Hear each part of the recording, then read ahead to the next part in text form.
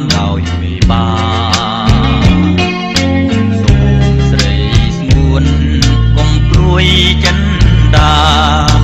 បងសូមសច្ចារក្សាលោកស្រីអូនអីរៀននឹងបានស្ដាប់វាចាពីភាពថាស្នេហាអូនមិនដែលយល់តែពេលនេះបានឃើញហើយបានស្គាល់សូមប្រងនិមលកុំប្រែចិនដាសូមទេវតារក្សាសត្វលោកនេះធ្វើជាសាស្ត្រីក្តីស្នេហ៍យើងបងជាព្រះថោងតោងបៃស្រី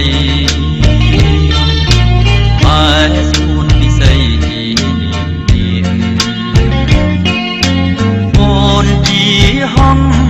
រូបបងជានាមពុំអាចខំពាក្យពីនាងបាន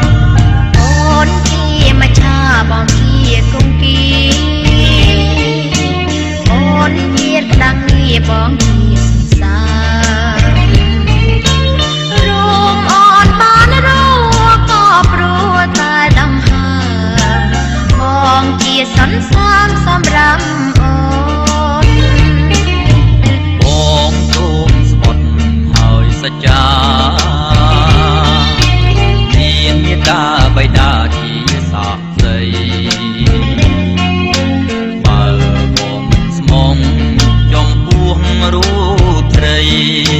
សូមឲ្យមេឃដីផ្ដន់ជាបងច